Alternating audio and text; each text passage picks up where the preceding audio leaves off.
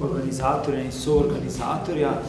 Torej, Fakulteta za poslovne vede je v okviru socialnega tedna, ki poteka, naredila en dogodek, kjer bi nekako radi sporočali tudi našo vizijo razvoja ali pa naš način dela. To pa je, kako, na kakšen način spletati teorijo in prakso. In zato smo si zamislili ta dogodek, kjer bi nekako vodili razpravo z dvema današnjima gostoma.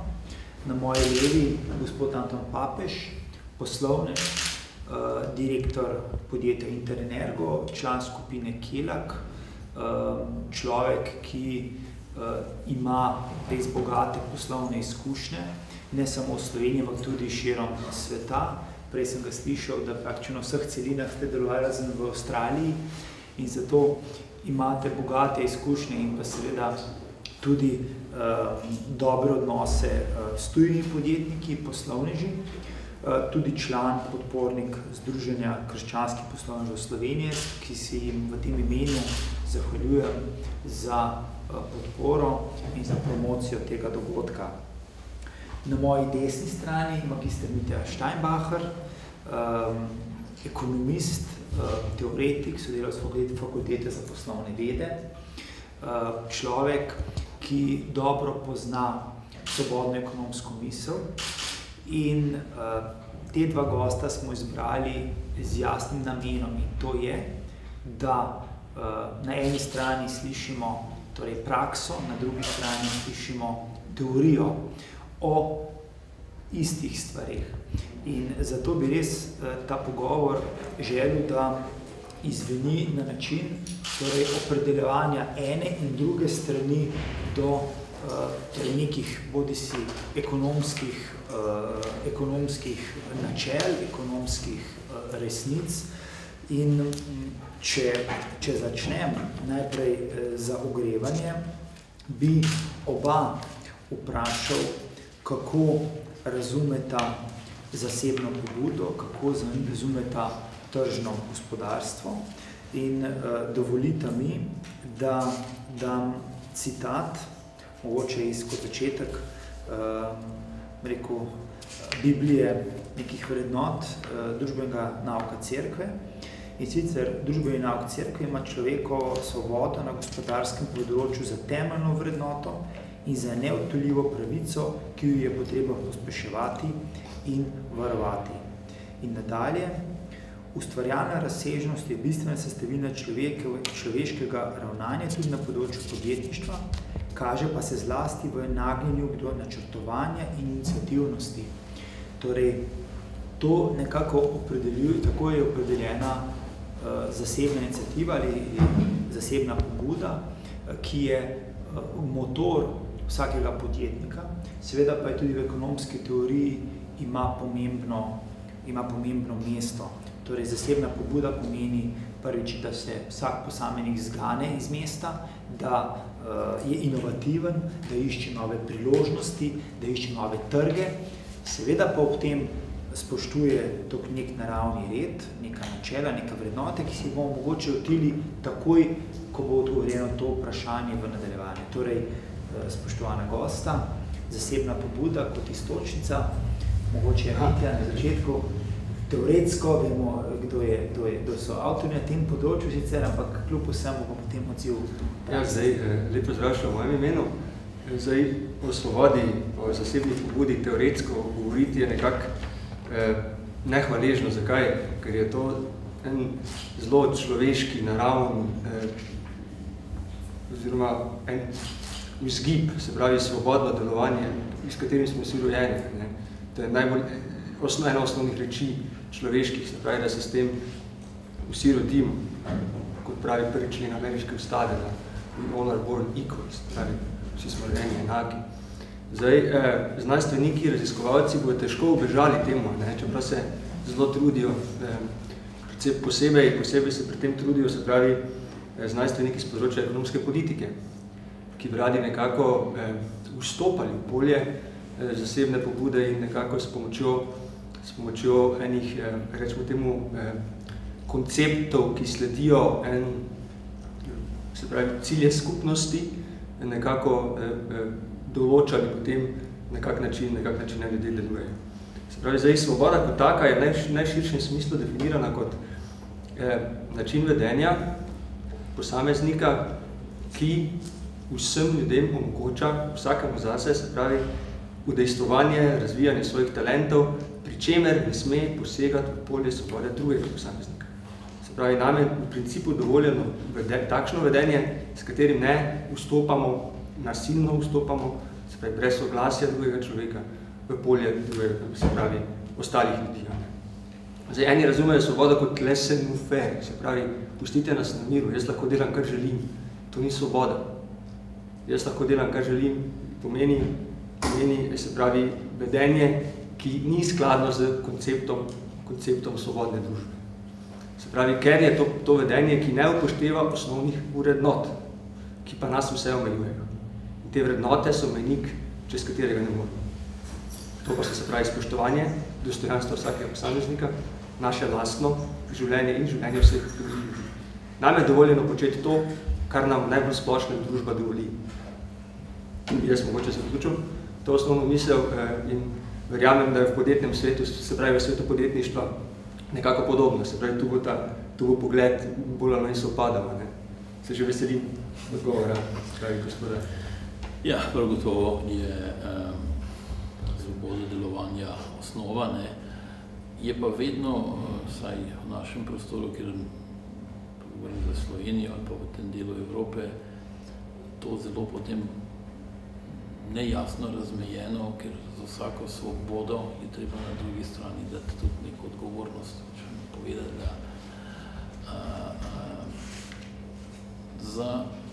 vsi še želimo, da bi bili uspešni, se pravi, in za uspešno delovanje tega prostega trga idej in dela, mora v sklopu vsemu vsak posameznik v okviru te svoje svobode imeti čut za to skupino, kjer dela. Brez tega ne gre.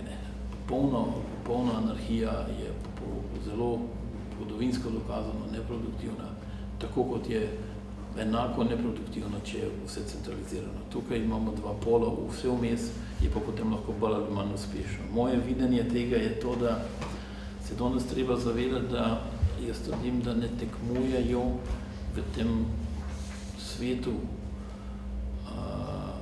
samo posamezniki. Tekmujejo podjetja, ampak tudi podjetja ne morejo biti uspešna, če ni uspešna regija.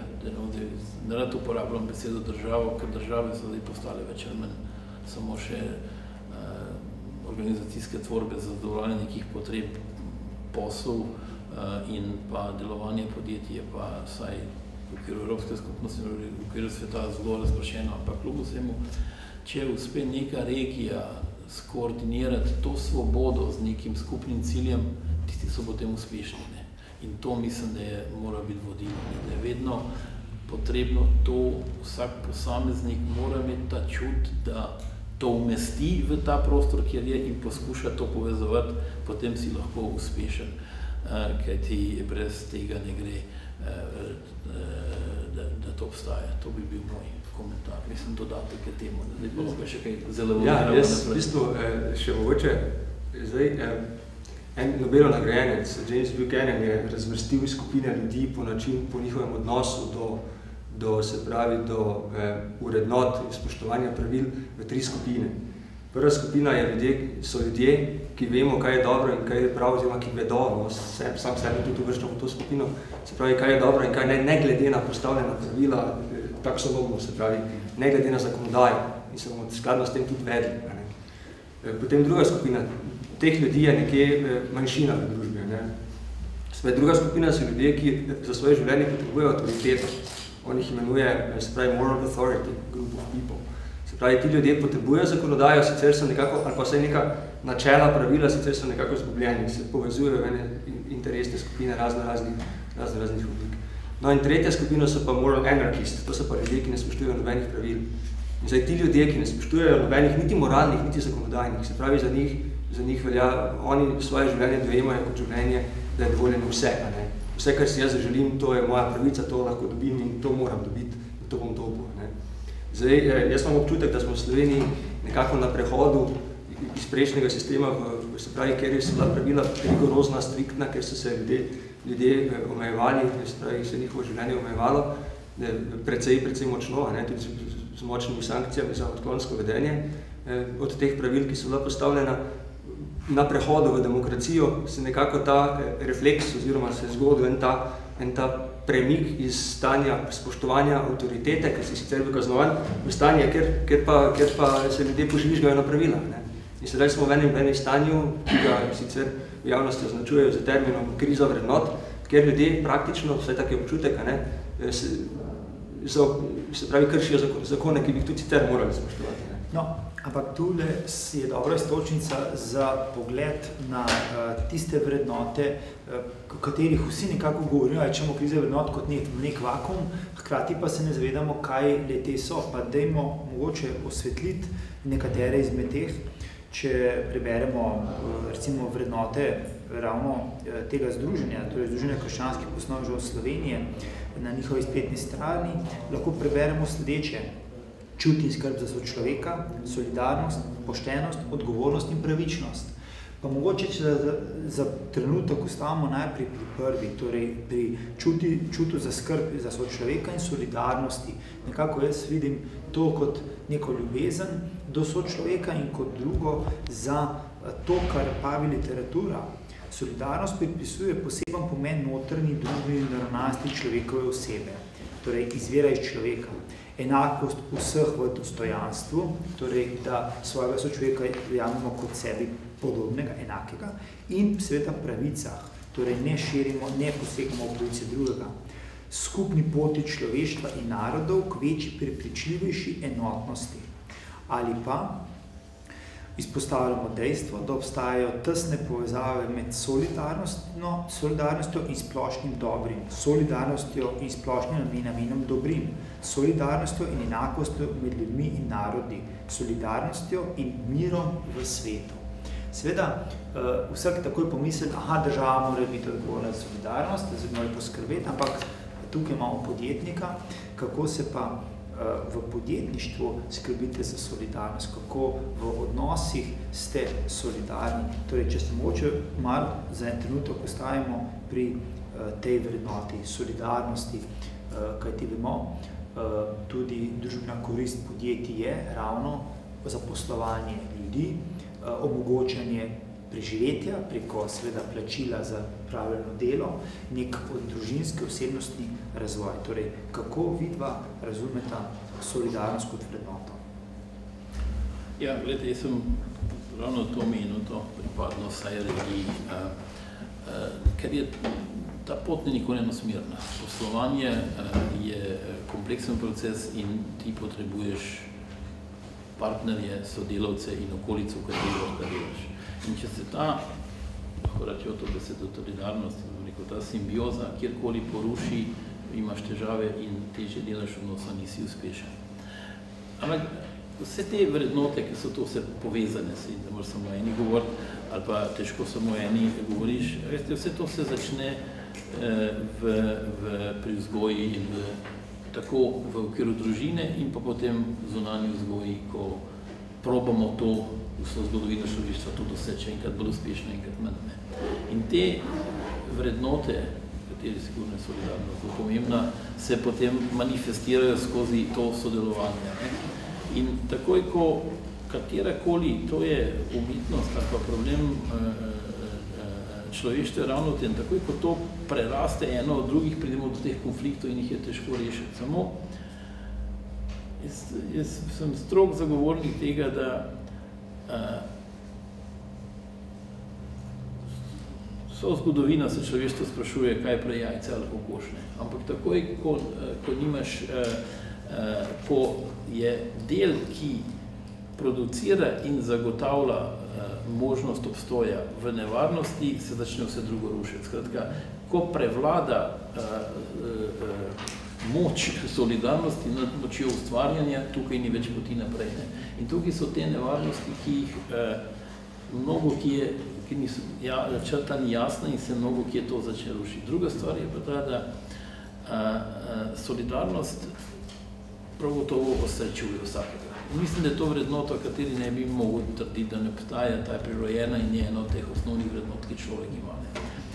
Problem pa je, kako se potem to v tej družbi akceptira, manifestira in ali je to zato, ker je solidarnost, ali je to, ker je prisila in v tem delu je zelo, zelo tenka linija, da ne pride do napak.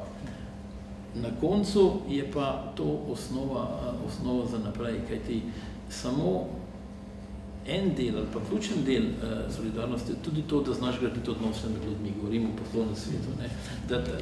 Na ta način, da pač to je solidaren in pomagaš, ko je treba in lahko računaš, da boš dobil nazaj neko kontrauslugo, ko to rabiš. In to kot celota potem pelje lahko zadevo naprej. Če tega ni, pride do zapiranja v plotove in vsi samo zgubljamo. Ja, ste dali kar par dobrih misli, se pravi, ki se nekako skladajo z tem, kar so že se pravi, v enciklikah opozarjali papeži. Se pravi, ena teh je recimo enciklika Centesimus Annus, Janeza Pavla, pokojnega. Se pravi, on je nekako izhajal iz tega koncepta oziroma poudaril ta koncept subsidiarnosti, ki ga krščanska, se pravi, misel zelo podpira in tudi teorija z področja, se pravi, proučevanja družbenih razmerij. Se pravi, kaj je ta subsidiarnost? Da pomoč mora biti dostavljena na najnižjem možnem nivoju v družbi. Se pravi, najprej je tukaj družina. Družina je prva, katere dolžnost je, da zagotovi pomoč svojemu družinskemu članu, če je ta recimo zašel v težave. Za družino sledi širši, se pravi, mreža prijateljev. To je malo više na lestvici, se pravi, subsidiarnosti. Naslednja je, se pravi, lokalna skupnost, sosedje, ker ti ljudje najbolje poznajo konkretnega človeka in se mu lahko na najustreznejši način tudi približajo in nekako skupaj rešijo njegovo težavo. Šele zadnja je država. Država smo mi vsi skupaj. In zdaj, kaj pravi, na primer, Janez Pavel v svoji encikliki Centesimus Annus, je, da je država z neposrednimi posegi in s tem, da družbi odzame odgovornost, se pravi, je s svojimi programi socialne pomoči vodi v izgubo človeških moči in pretirano povečanje javnih agencij, v katerih prevladuje birokratsko razmišljanje. Se pravi, izgubi se čut za sočloveka, ki je ena izmed osnovnih vrednot, o kateri tukaj govorimo, in ena izmed osnovnih gradnikov vsake družbe in zahodne civilizacije. Na tem je naša civilizacija zrasla in dosegla uspehi, da skrbi za sočloveka. Ne na tem, da se človeku pomaga kar tako, tudi to zaskrbljenost pri sočloveku si je treba zaslužiti. To se zasluži z odgovornim, s poštenim delom. In zdaj teorija je tukaj jasna.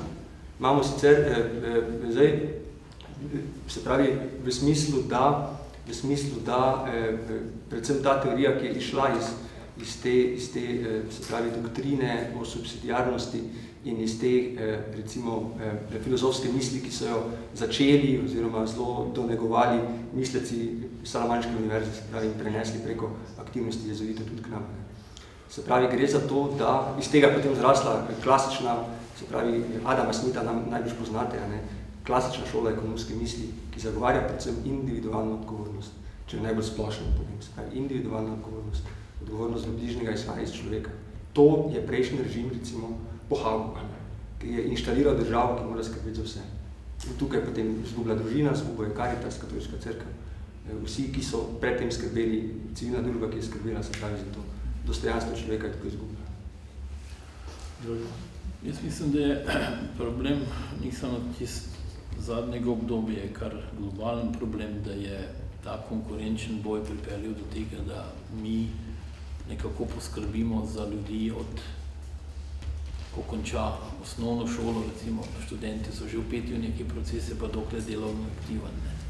Izredno malo posvečamo otrokom in starejšim. Starejši bi najraje dali kar v neke gajbe in ne obstajajo, jih je treba takoj vendati, ki so in so praktično zaradi modernega načina življenja izločeni iz družine, kar je absolutno nesprejemljivo, govorim za ta del Evrope, ne samo za Slovenijo, za Italijo, Nemčijo, dočim dežele, kot so pa ne bo to Kitajska, Daljni vzhod, Indija, ne, ta družinski del je ostal mnogo močnejši in zato so danes bolj uspešnejši v tem konkurenčnem svetu. Oni so začeli dobivati, ker ima ta družinska moč je mnogo večja, ne, in tudi znanja se pretaka in informacije in na drugi strani zadovoljstvo, ker brez tega ne gre. Mi imamo, sodoben svet, zahoden ima problem, da je ta individualizem postal nad družino, ne, nad to osnovno enoto. In ta individualizem povzroča neskončne probleme njim in sami družini. In tukaj mislim, da so recimo par dežel v svetu, ker na tem, predvsem Daljni vzhod, na tem mnogo bolj dela, ta odnos je mnogo močnejši in zato so bolj stabilne dežele in bolj uspešne in nas ne samo da dohitevajo, počas prehitevajo.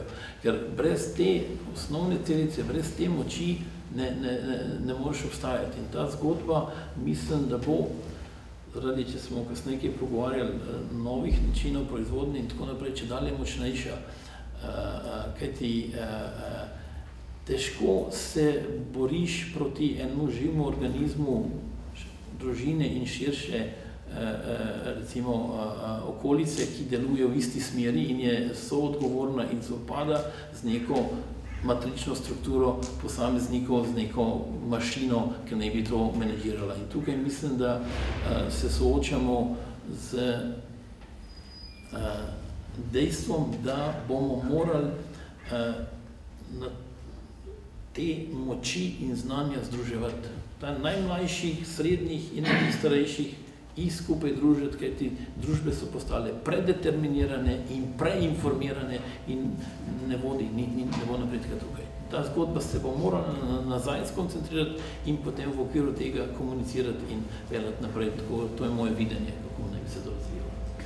No, ja, in v tej predeterminiranosti družbe, se pravi, stranski učinek ali pa signal te, oziroma kar določa to predeterminiranost, je izredno, se pravi, naglo naraščanje različnih vrst pravil v družbi. In to omejuje dinamiko, o kateri je gospod Papež govoril, se pravi, in celo potreba po novih pravilih. Ljudje zahtevamo nova pravila, namesto da bi naredili korak nazaj, pa rekli, ops, dajmo se mi vrniti koreninam nazaj. Dajmo mi nazaj malo naš čut, naše te osnovne, se pravi, vrednote malo spodbuditi, pa donegovati nazaj. Vrnimo se nazaj. Ne zahtevamo od nekoga drugega, naj nam naroči, kako se moramo in kako se ne smemo vesti. Ker mi to že vse vemo, to je v nas ugrajeno. Ampak ravno pri pravilih se vedno pojavlja vprašanje, torej, določajo jih zakoni, ali so te zakoni usklajeni z nekim naravnim zakonom, z nekim naravnim jedrom v skladu z temi osnovnimi krepostmi, ki jih tudi poskušamo danes odstirati in bi tule nekako se dotaknil naslednje, poštenosti, resnice. Torej, ljudje so posebej zvezani, da stalno iščejo resnico, jo spoštujejo in jo odgovorno izpričujejo in jo hkrati pri tem tudi poučujejo vse tisti, ki so okrog njih za resnico. Torej, tako v podjetništvu ali pa v gospodarstvu, kjer se moje osebne izkušnje so take, seveda tudi poučujemo z izgledom, z dobrim zgledom, kot tudi sicer, torej v raziskovanju, v znanosti, torej kaj je tisto, kar je res in za kar se dejansko zauzemamo. In ne nazadnje, poleg te resnice, torej poštenosti, tudi vprašanje pravičnosti. Pravičnost je tista krepost, ki omogoča delovanje vseh ostalih, še posebej pa danes, ko je vse zelo skoncentrirano k merilom koristi in imetja. Torej, ali je pravično, da vsi vse imamo, da vse merimo, ali je nekaj drugega pravično. In sam na pravičnost gledam tudi na način odnosa do sočloveka, torej, da mu ne delaš krivice, če obrnemo. Torej, tistim, do katerega si pravičen, mu ne delaš krivice. Krivico lahko delam bodi si z mobbingom, bodi si z nekorektnim vodenjem, z nepoštenim odnosom, z prevaro in tako dalje. Torej, mogoče še razprava o teh dveh krepostih, torej poštenost na ene strani, na drugi strani pravičnostjo, ali pa, težko rečem, ena in druga stran. Kaj o tem lahko spregovorite? Če smem. Zdaj, v bistvu, pravičnost je tak zanimiv koncept. Se pravi, zdaj v prejšnjem sistemu so nas učili, da je enakost, se pravi, dohodka pravična, da bomo vsi enako zaslužili. Se pravi, da bomo delali, koliko zmoremo, plačani bomo pa glede na naše potrebe. Zdaj pa sprašujem, če je to pravično. Ne? Zdaj, nekdo je delal več kot drug, ker je pač obdarjen ali pa ima odnos do dela, kakovostnejše postavljen, ima nekako ga to krepi, ne? Nekdo drug je pa lenuha, ne? Oba sta pa po drugi strani pa ta drug mogoče preko političnega sistema zdobila zase višjo plačo, delala sta pa isto delo. A je to pravično? In sistem je bil postavljen, recimo, pa medgeneracijska solidarnost, ki nam inštalira sistem sprotnih izplačil pokojnin. A je to pravično?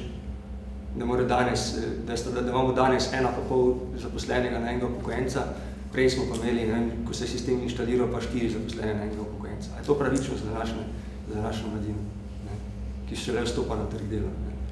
A je pravično nagrajevanje, recimo, glede na življenjsko dobo, trajanje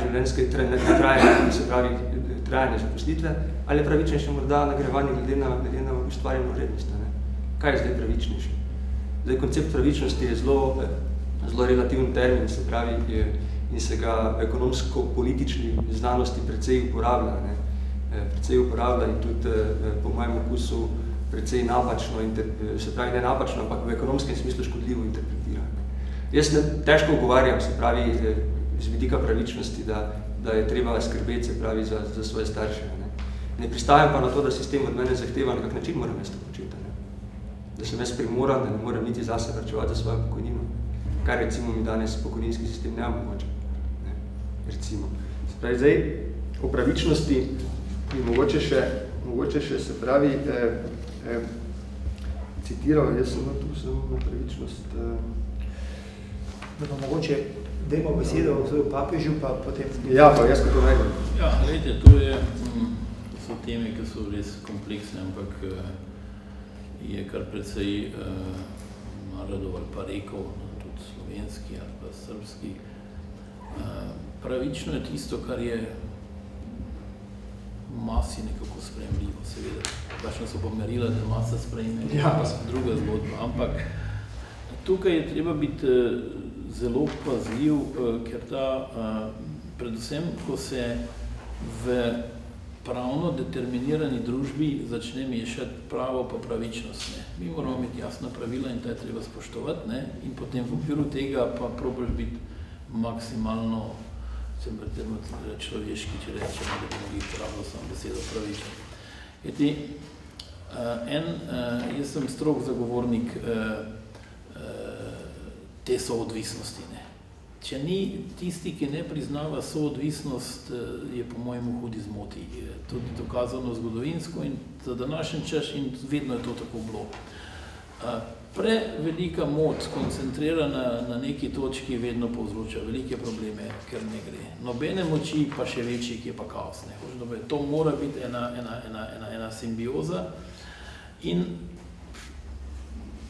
jaz bi se pravim, tukaj bi bil zelo preprost. Treba se držati tega osnovnega načela lastnega občutka, predvsem pa danes nismo okrog teh vrednot nič omenili in tudi se sploh ne omenja v sodobnem svetu delo na sebi. Mislim, mi zdaj samo nekako hočemo pokazati, koliko smo uspešni, kaj smo naredili v tem materialnem smislu, koliko steklenic vode smo napolnili, kaj v tem času, ko je čedalje večja produkcija možna, ima človek več in več časa možnost delati za okolico in za sebe. In tukaj je treba te modele vedno usklajevati in ne zaostrovati. Jaz recimo, če bi pokomentiral problem pokojnin v slovenskem prostoru, To je pač zatečen sistem, ker če bi zdaj hotel mladi generaciji ustreči, boš naredil veliko škodo stari generaciji, ker pač on je živel v nekem času, ko druge možnosti ni bilo in zdaj ta dialog mora biti zelo dinamičen in jaz trdim kot gospodarstvenik in tudi kot človek predvsem do tiste mere, da ne dela škode sistemu, je absolutno to nujno, kar je pa več pa itak sam sebi v žagaš. Hočem to povedati, da tukaj ta problem bo Slovenija kot država imela, dokler se ta zadeva ne bo uskladila ekonomsko v nek znosen okvir. In enako je potem z vsemi vprašanji, mislim, to je tudi kar zelo dobro primer, ker takoj kot ti, sem že prepravil besedo, mi smo tako preveč determinirana družba in mi se bomo morali vračati nazaj na vrednote, ki smo jih prej začeli opisovati in v okviru tega reševati probleme, ne pa da ostane zapisane zavedno, ker to je potem vedno enkrat pade. Osnovna pravila in vrednote jih našteješ v še na 10 prstov in to so dejstva in takoj, ko je tega več, je preveč in verjetno mi nismo zdaj najmodrejši populacije sveta, da smo kaj. Mi smo zelo malo novega odkrili v zadnjih 2000 letih na področju vrednot in tega. In kaj recimo, gospod Papež je omenil, se pravi, te sisteme in jih je treba izredno skrbno, ker se povzroča škoda, se pravi, če bi zdaj šli v revolucijo na pokojninskem sistemu in ga popolnoma na glavo obrnili, bi naredili seveda ogromno škode. Kaj je treba? Izredna previdnost, sploh zdaj, ker je sistem že toliko časa obtečen, ga izredno previdno, skrbno, počasi premikati k bolj individualno odgovornemu sistemu, ki bo razbremenil to nepravičnost, ki bo razgradil to nepravičnost, ki je van ugrajena. Se pravi, kar hočem povedati je, postopno prehajati ekonomisti tukaj, se pravi, lahko pomaga ekonomska znanost, tukaj lahko pomaga stroka, se pravi, z pristopom, odgovornim pristopom, počasnega, se pravi, je pa seveda to na koncu politična odločitev, ne, seveda, jasno, počasnega prehoda na bolj odgovoren, pravičnejši sistem, kot ga imamo danes. Smo toliko zamešali naše pojme pravičnosti s pomočjo našega eksperimenta, ki smo se ga šli 60 leta, ne, da danes ne vemo več, kaj je prav in kaj ne bo. Treba se vrniti nazaj pred tisto obdobje, k našim prababicam in pradedkom, od tam štartati in na to inštalirati pametne ekonomske rešitve, ki ne bojo povzročale škode. Ne. Se pravi, zdaj mogoče v tem smislu toliko. No, ampak seveda vsi priznavajo nekako, tako kot je Papež dobro povedal, te ključne vrednote je možno 10 prstov obeh rok, torej naštet, so zapisane že vrsto let, dejansko od začetku v kamenu klesane, pa kljub vsemu, če jih prevedemo v vsakdanji jezik, v jezik gospodarstva, menedžmenta, bi lahko povzel avtorja Charlesa Kocha, ki pravi nekako takole, torej samo poudaril bi posamezne integriteta, zavezanost k koristnemu izrabi časa, ustvarjanje dodane vrednosti oziroma neke vrednosti nasploh, torej podjetništvo, usmerjenost k strankam, razvoj osebnostni kot tudi svojih podrejenih, svojih sodelavcev, usmerjenost k spremembam, karitativnost, humility, spoštovanje, pravičnost bi lahko rekli, in pa seveda to, da s ljudem omogočamo, da se identificirajo za svojimi lastnimi rezultati, ki jih naredijo v podjetju. Torej, to je tistih, mogoče, bom rekel, bolj v vsakdanjem jeziku povedanih vrednot, v katerih sta seveda gosta govorila. Imate dodati še tem, mislim, ker znotam najbrž ne, ja, tu se strinjamo. Pa se lotimo mogoče napredka. Torej, sam gospod Papež je omenil nove industrije, nov način proizvodne, nov način dela. To je neminovno povezano z inovativnostjo. Mogoče, če dam za iztočnico en citat Oliverja Cromwella, človek si nikoli ne pospne više kot takrat, ko ne ve, kam je namenjen. Torej, kljub vsemu, da rečemo, da bomo vedno imeti nek cilj in ta cilj seveda dosegati, Pa mogoče, če hodimo, nas prinese nekam drugam. Torej, ni, če citiram svojega enega izmed profesorjev, je rekel, sky is the limit, ne? Torej, ni zgornje omejitve. In tu bi nekako dal kot iztočnico, torej razvoj nekih talentov svojih sodelavcev in pa hkrati s tem tudi nagrajevanje za večja prizadevanja. Tukaj teorija govori eno, praksa je, sem prepričan, iznašla marsikakšen način, kako nagrajevati uspešne. Državna uprava je tretji sistem, kjer seveda tega ni, pa kljub vsemu, kako vi, gospod Papež, v svojem delokrogu spodbujate talente svojih sodelavcev, svojih podrejenih, kako jih nagrajujete in kaj lahko teorija o tem nekako pove kot odziv, ker vemo, da so množica knjig, ki govori, kako stimulira človeka, da dela, ampak kako je pri vas? Jaz sem kar vrnil na mnogo let nazaj, je bil direktor Revoza, Korsa je dobil nagrado gospodarske zbornice za poslovno odličnost. To je bilo prvo podjetje, ki je dalo neko ta merila poslovne odličnosti v tem smislu ISO, certificirani in tako naprej. Se ga vprašali, kako je on to dosegel s temi delavci, da so tako dobri. In rekel, gledajte, ne sprašujte mene, ne, dober delavc, si sem odvrnil nazaj, se naredi v družini, ne. Delavci iz tega okolja, kjer to podjetje dela, imajo te vrednote in zato je podjetje dobro. Mislim, in to se na koncu tudi danes odraža, Dolenjska je najbolj uspešnih regij, pa tam ne do Liderja. Zato, ker so se tam, ker se je čim bolj ohranila ta vrednota delavnosti, vrednota pripadnosti, vrednota neke obveze in na drugi strani, ne smemo reči, tudi te sociale, tam so ta podjetja uspešna.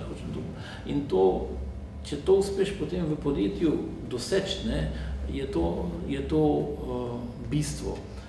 Ker zelo zmotno je mnenje, da je plača ključna. Ne. A veste, jaz pravim, najbolj ključni primer je, če bi bila plača ključna, bi podjetje, ki je res slabo, prišel not, dvignil plače, pa bi šlo boljš podjetju.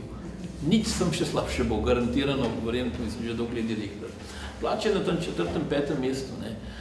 Jaz dam pri podjetju, kjer delam, vedno na prvo mesto je, da se ljudje počutijo v tem delu, to, kar delajo dobro. Pogoj pa, da se počutijo dobro, je pa, da ima podjetje tam, kjer delajo ugled. Meni verjemite, ljudje, ki so za bistveno nižjo plačo pripravljeni delati v dobro podjetje z ugledom, kot obratno, da ima podjetje vizijo, skratka, da on ve, kakšno vizijo ima to podjetje in da se optimalno ta vizija vklopi njegovo osebno vizijo. Če to uspeš vsaj v tem vodilnem delu kadra doseči s temi letnimi razgovori, to je ključnega pomena.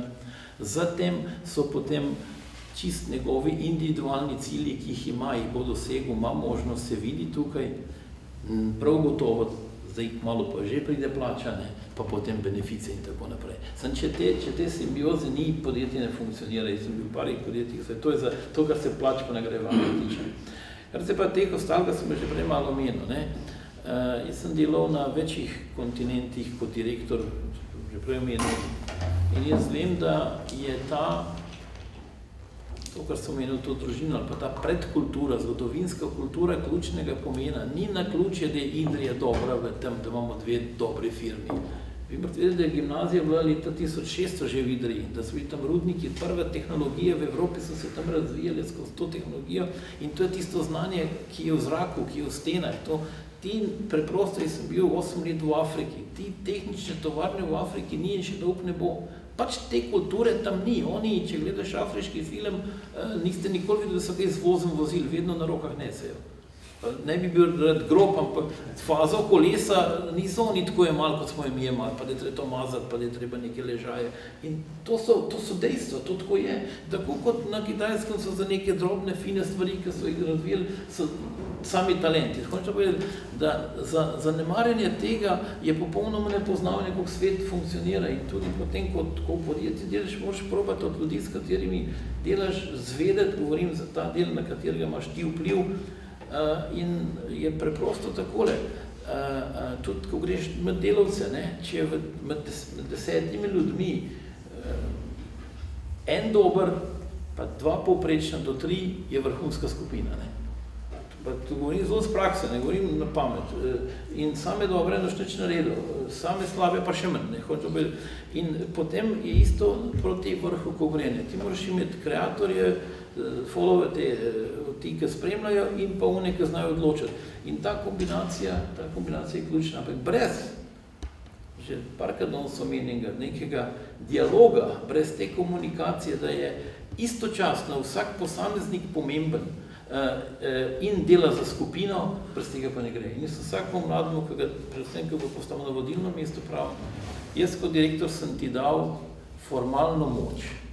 Pravo moč si už pa mogo sam priboriti. Jaz kot direktor ti je ne morem dati. Ali te bo ekipa sprejela, ali te ne bo. In tukaj je ta moč, ki obstaja. Mislim, tako preprosto to je. Ki pa dejansko izvira iz človeka. Iz njega. In če je on te prav, ga bo okolica sprejela, če je on te prav, ga ne bo okolica sprejela. In jaz, to gre tako daleč, da ti imaš v audiju 20,000 ljudi dela v dizajnu. Zamenjaš onga na vrhu, je drug avto. To je najbolj se vidi v teh soft, recimo v konštrukciji, ne, teh recimo orodij, tako imamo tega. Skupina kot je tale, če bi skupaj delali v nekem določenem času, določ svojega vodja in potem se ta miselni del kreira. Drugo je, če koplješ, ti daš norme, pa ono koplje, to je druga zgodba. Ampak je pa treba nekaj kreirati. In vsak dela svoje orodje, ampak vsi nekako njega sprašujejo. In potem pride ena filozofija. To je samo, kažem, dokaz za to, kar trdim. To se formira, to so ti odnosi in zato so ena podjetja dobra, ena slaba. In še nihče ni pogruntal, da bi predvidel, ker vsako podjetje prade v krizo. Ta ciklična nihanja. Moje razumevanje, ko prevladajo oni slabi, ne, nad unimi dobrimi, gre podjetje v krizo in se mora narediti novo, da gre gor nazaj. To je zakon narave in to je povsod. Tako to je. Hvala. Lahko sem nekaj, mogoče zdaj je 45, že mimo, če preskoč pa še malo tudi socialno podjetništvo, ker je dejansko tema tega. Ja. Bom probal v 2 minutkah še vključiti na to govor, se pravi dejavnik gospodarske rasti.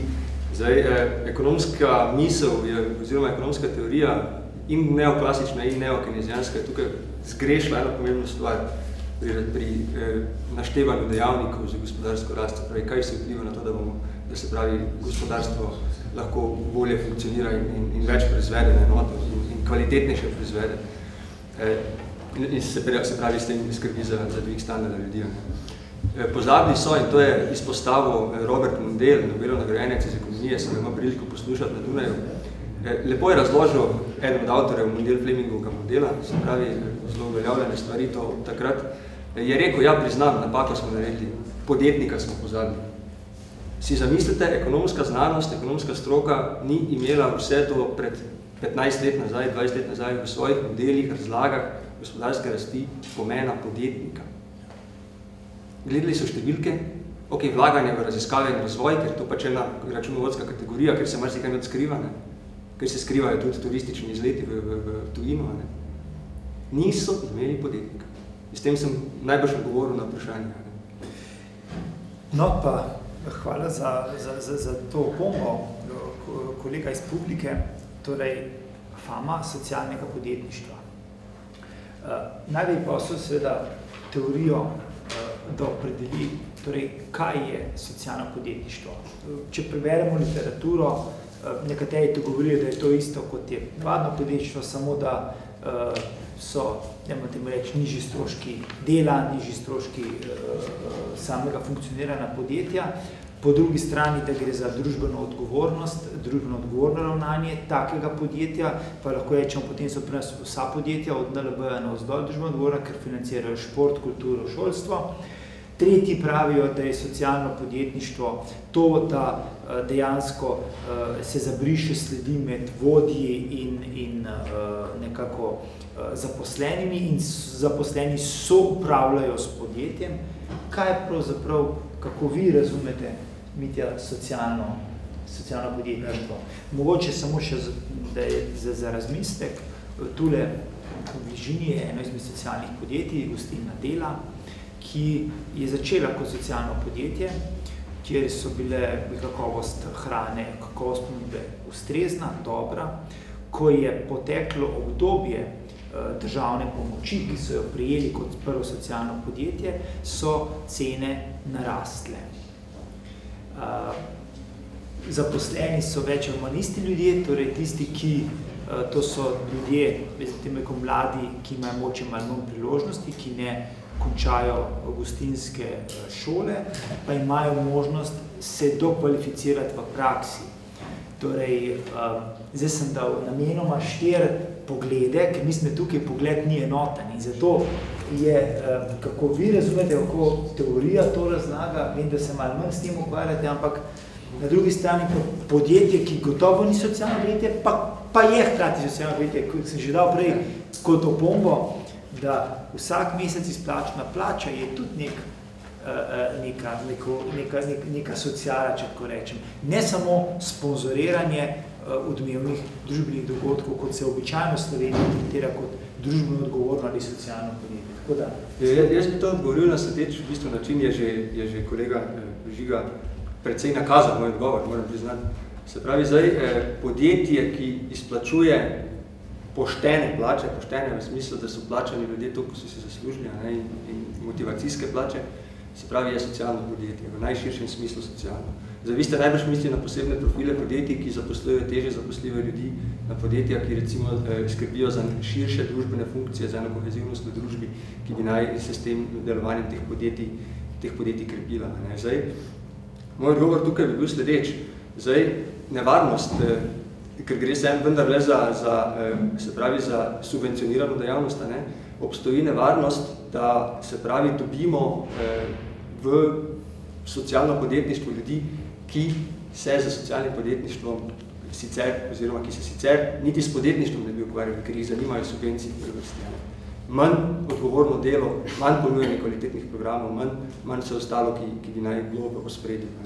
To je nevarnost slehernih oziroma tovrstnih programov. Zdaj, če bi poskušal razdeliti, ločiti podjetje, kot je recimo Krka, ki je zame zelo socialno podjetje, skrbi za vrsto družbeno odgovornih, oziroma rečemo temu vrsto aktivnosti podpira, ki skrbijo za to kohezivnost v družbi, najbrž imajo zaposleni tudi precej invalidov in težje zaposljivih ljudi. Zdaj, če bi potem ob bok postavil, na primer, podjetja manjšega tipa, jaz razumem, da ta podjetja zelo težko preživijo, bi sicer sploh ne bi obstajala najbrž, če bi naj imela subvencije. Treba je biti mogoče bolj osredotočen oziroma nekoliko imeti v mislih strošek ustanovitve delovnega mesta, zdaj govorim čisto kot ekonomista, strošek ustanovitve delovnega mesta za težje zaposljivega človeka in ali obstaja kakšna boljša alternativna možnost za njegovo zaposlitev. Kjerkoli, v kateremkoli drugem podjetju, če se na primer dobro delujočemu podjetju ponudi možnost ob neki subvenciji zaposliti človeka, bi tam morda bolje funkcioniral, bi bil strošek za družbo kot tak nižji učinek, podobno. Jaz sem vsekakor za to, da se težje zaposljive ljudi vključi v aktivno življenje, se pravi, to ni velik strošek za družbo, ne pogovarjamo se o velikem številu ljudi. To se mogoče kdo predstavlja, da gre za visoke zneske, ampak ti zneski niso visoki. To ne bi doseglo niti polovice odstotka bruto domačega proizvoda, kar je zanemarljiv znesek in sleherna družba, ki je odgovorna družba, bi te ljudi tudi s pomočjo vključevanja v zaposlitev podprla. Jaz osebno bi to podprl. Nimam pa definicije, razen te pravne definicije, ki je v zakonodaji opredeljena, jaz druge definicije ne poznam. Jaz mislim, da to je samo ena nova oblika pobiranja subvencij, kar je legitimno, ampak samo novo ime, druge pa popolno brez meni brez razpravljati, ker mi imamo invalide, imamo težko zaposljive, vemo, kako se to funkcionira. To je pač nek kanalček spet za neki cajt, da se nekaj denarja pobralo popolno. Za mene bi bilo socialno podjetništvo to, da bi nekdo pripravil program, da vsi, ki dobivajo pomoč za brezposlene, nekaj delajo, kar ne dobijo plačo za nič delati. To bi bilo po meni socialno podjetništvo in ti naj nekaj naredijo. To je pa farsa, to je pa za otroke, mislim. Se prošajo, nisem benga. Meni je všeč, ker je bilo rečeno. Janez, mogoče to sem hotel, pa prav, da ste rekli, predne sem jaz to rekel, naprimer, pa sem že danes dal primer tega Pakistanca Yunusa, Grameen Bank, to ste vsi slišali, Bangladeš, ja. Torej, on je ocenjen kot guru socialnega podjetništva, ni pa nič vzel kot navadno poslovno idejo, da financira, da deli male kredite, sicer po ugodni obrestni meri. In tukaj je ta socialnost, pa socialnost je to, da tistim ljudem, ki sicer ne bi nič delali, tako kot je gospod Papež, ki bi sedeli in čakali, da bo nekaj z neba padlo, seveda dobijo sredstva, s katerimi morajo odgovorno ravnati, pošteno ravnati, samoiniciativno ravnati, da nekaj naredijo in produkt, ga grejo na trg, kjer ga svobodno z neko spoštovanjem do seveda kupca prodajo in s tem zaslužijo denar, da lahko spet se socialno obnašajo do svoje družine, svojih otrok, do svojega partnerja. Ker jaz mislim, da je najbolj nesocialno je, da nekdo dobi plačilo za nedelo. To po mojem se bi morali sociologi resno vprašati. Jaz malo poznam te teorije in otrok, ko začne v šolo hoditi, je potem celo življenje v nekem procesu nekih obvez. Obstajajo, nisem sociolog, ampak se pa da dobiti teoretiki, ki ti bodo dokazali, če je potem v tem procesu nekdo brezposlen več kot 2 leti in nič ne dela, je zelo težko, res skoraj ni več zaposljivne. In to je huda kategorija. In o tem se mi ne pogovarjamo. Se kar naprej izmišljujemo neke nove oblike, namesto da bi problem reševali. Problem je tukaj, treba je nekaj narediti, da bodo aktivni, ker kot človek enkrat ni več aktiven, ga je težko ponovno zagnati. In to je, še enkrat pravim, to je potem treba nekaj narediti, ne? In to je nepopularno. To pa, da si izmisliš novo postavko v budžetu, po vsi ploskajo, ker pač nekih je bodo nekaj dobili in ti podpravi in to gre skozi. In to je problem sodobne družbe. To ni Slovenija nobena izjema. Mislim, nič posebnega je, jaz delam po Balkanu, delam po Avstriji, povsod je ista zgodba. To je človeško, to je eno tistih negativnih vrednot, ki jih imamo, ki pa tudi človeška vrednota, vsak proba po neki poti nekako narediti. Zdaj, če družba to ne, če je nazadnje postane, da je biti brezposeln že vrednota, potem je to hud problem. Ne? To je hud problem in mislim, da se mi zelo bližamo temu. Razlika med tistimi, ki delajo in tisti, ki ne delajo, je premajhna, da ne bo to postaja že vrednota na ulici.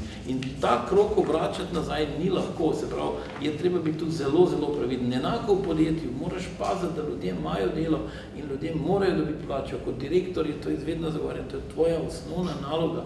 Aktivnost, a so malo višje ali malo višje, zavisi, kako podjetje posluje, ampak to, da si aktiven, je gonilo. In tudi, saj meni, največja satisfakcija. Izvolite.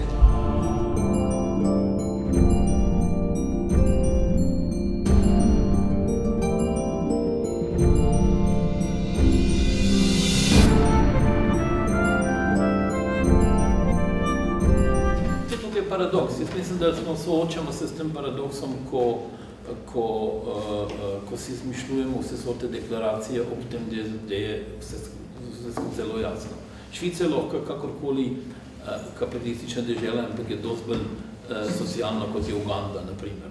Če sistem, ki ni ekonomsko sustainable, vzdržen, potem ne bo obstal. In ti take nalepke gor daješ, bom en tako šalo povedal, da ste že nehali vse to, če snimali. Tam je pisalo,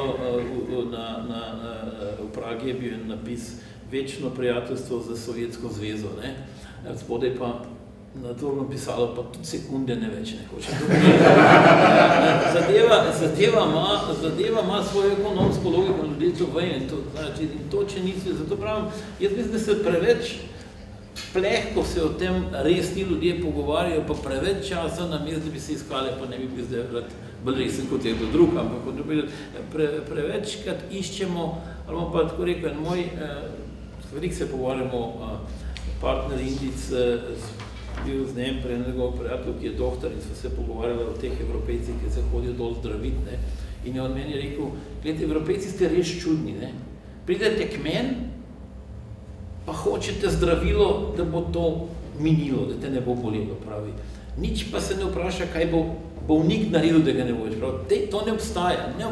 In mi smo celo v zdravstvu, v farmaciji smo še tako daleč, da mi imamo samo neke zdravila, ki v glavnem Veliko jih je, ki samo simptome pozdravijo, ne pa tega, preprosto, ker je to naše nagnjenje in to je naš problem za to. In če to vemo, imamo možnost, da bomo razvili, če se tega zavedamo, bomo šli v globino, če ne bomo pa zadovoljni, da če te glava boli, vzameš aspirin, ne? Ampak te glava boli verjetno zaradi tega, ker je nekje druge narobe nekaj in s tem ti misliš, da si dober in potem si presenečen, da ne gre naprej. In to največ pove, kaj hočem povedati. Mi se preveč ukvarjamo z formo, preveč se ukvarjamo z podajanjem, z vsebine pa nimamo časa.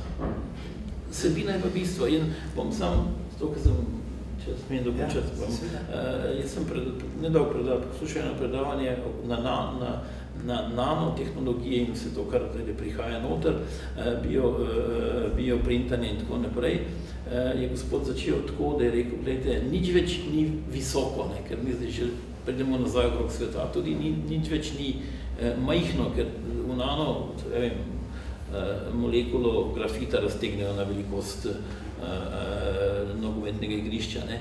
Vse se vrača nazaj, kar je vedno bilo v glavo. Ne. Vse vrača se tukaj, kako mi to participiramo, predvsem, ko smo to bazno zadovoljevanje potreb, da preživetje več ali manj rešili, to ne moramo reči, da je danes kakšne hude lakote pa tega, kot je to bilo, ni več. Ne. In zdaj se ne znajdemo, da bi te neskončne potrebe dali v meje tistega, kar lahko imamo in kar nam pripada, ne? In potem si izmišljujemo vse sorte oblike, ampak ni pot je delo na sebi, pot je delo v okviru, kjer ga deluješ in potem tukaj graditi, predvsem pa najprej pri sebi. Če pa vsak pri sebi pošlihto, nobenega problema. Jaz bi samo to, kar je gospod Papež povedal, se seveda strinjam s tem, zelo. Slovenija ni socialna država, ampak je država socialne pomoči, velika razlika. Je Švica bolj socialna država od Slovenije. Ravno včeraj sem prebral, da se imajo Švicari približno 150.000 evrov poprečno prešparanega denarja, Slovenci pa nekaj 7-8 evrov. S tem sem vse povedal. Se pravi, Slovenija je država socialne pomoči, zakaj? Ker imamo za vse pa nek državni program, ki kar ljudi kliče, pridite sem pa boste dobili, za nedelo, kar se seveda ne morem drugega kot strinjati s tem, kar je že bilo rečeno. Se pravi, da je najbolj nesocialno je to, da dobiš ti plačilo za nedelo. No, tukaj bi samo še začeli za zaključek, tako kot tudi sam gledam. Mislim, da tu pri teh istočnicah, ki ste jih dali, ni ali pa ne sme biti torej različnega gledanja na sam cilj. Seveda pa je ključno ne samo forma, ampak način, kako se da to zagotavlja. Tukaj imamo pač v Sloveniji zelo različna gledišča. Eno je to, kar je Mitja poudaril, torej, da je tu država, ki za to poskrbi, ki preko davkov seveda napoji v državni proračun in potem preko subvencij to financira in podpira tako imenovana dobra podjetja in razdeljuje ta denar, tudi na način izmišljevanja novih terminov in novih zakonov, prisiljenih zakon, ki vključuje socialno podjetništvo, recimo, kot na drugi strani neka zasebna pobuda, lahko rečemo charity. Slovenija mislim, da je ena izmed redkih držav, ki nima podarjene te dobrodelnosti tudi na način, kot jo imajo, kot je v tujini. In dokler je država tista, ki odloča, katero dobrodelnost je dobra, katera ni dobra, ne pa, da to odločamo uporabniki in z svojim zadovoljstvom, pa preko svojega zadovoljstva nagradimo tiste, ki to seveda delajo družbeno koristno, do takrat bomo imeli seveda mi problem. Mislim pa, da ne sme biti seveda na teh stvarih ekologija, osnova zdravstvo, osnova socialne pravice, ampak spet jaz pravim, ne vse, kar je možno, ampak neka osnova mora biti dostopna vsakomur. Seveda pa je pa potem vprašanje, ki je sveta odrezati, ne koga odrezati, ampak pri katerih pravic več, to je pa že nek nadstandard, ki moče ni nujno. Šolstvo absolutno je nujno potrebno, ampak zakaj mora biti samo državne šole? Zakaj se zasebne omejujejo? Ali pa da nek način dela neko umetno klimo, češ, da je pa to nekaj slabega. Mi moramo stimulirati inovativnost, nove pristope.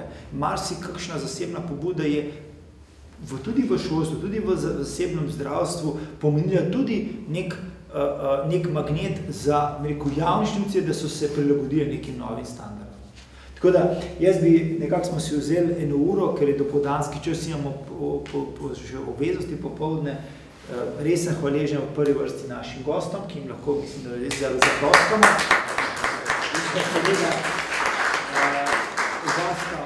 Odprli smo vsaj nekaj teh ključnih točk, mislim, da bi mogli s takimi hitrimi debatami nadaljevati, pa seveda tudi vam, ko ste prišli in ste si vzeli čas v dopoldne tem dragocenem času, ko moramo biti tudi sorte drugod.